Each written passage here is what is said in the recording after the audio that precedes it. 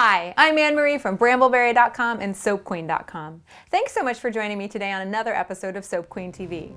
Today, I'm going to show you how to make this luxurious whipped body butter. It's based on an extremely popular blog post over from SoapQueen.com that has over 220 comments right now. Wow! Of course, I couldn't keep it just the same, so I'm going to mix it up a little bit and switch up the ingredients. This creamy, luscious, wonderful butter uses avocado butter.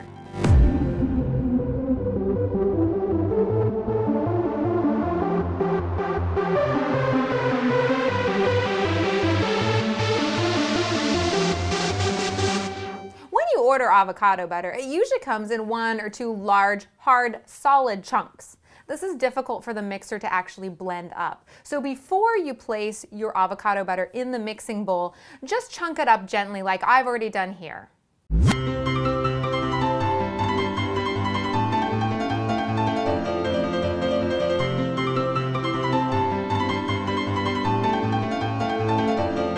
Take your 16 ounces of chunked up avocado butter and place it gently in your mixing bowl.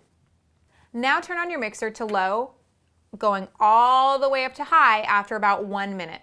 You want this to be very creamy, a little bit fluffy looking, but don't worry, it gets even fluffier.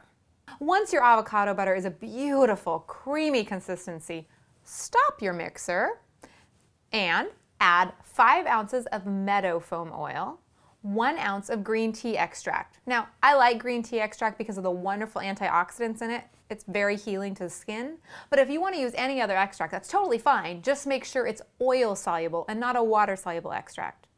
And finally, 6 milliliters of fragrance oil or essential oil. Here, I'm using Lemongrass Essential Oil because I want to keep my whipped butter as natural as possible. And finally, since whipped butters tend to be greasy, after all, they are straight oils, I'm adding a little bit of dryflow.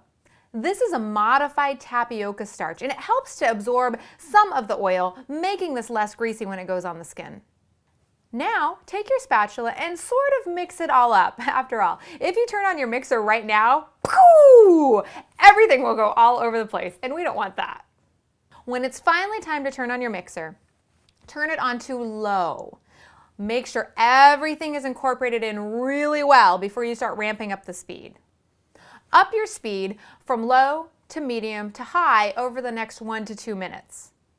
After you've been mixing for at least 2 minutes, you'll notice that you're starting to get peaks and it looks fluffy, like frosting. This is when you know it's all done. And now it's time to pull this out and put it into bale jars or any other container you'd like. This recipe makes about 40 ounces by volume. I'm using Brambleberry.com's 8-ounce bale jars to package these. This recipe lasts about 6 to 12 months, and bonus, since there's no water in the recipe, you don't need to use any preservatives.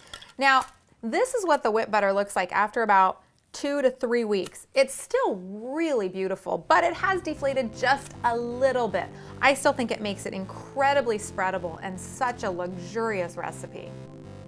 I hope you give this recipe a try. It is fantastic for beginners if you're brand new to soap or lotion making.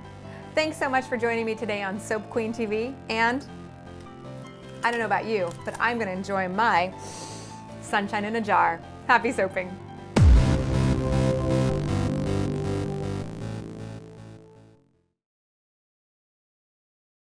When you buy avocado, it usually comes as 1 or 2 kind of big, hard chunks. You want to make sure that before you add these hard chunks to your mixing bowl, that you've chopped them up so that they're more of a soft, small, squishy type thing. So,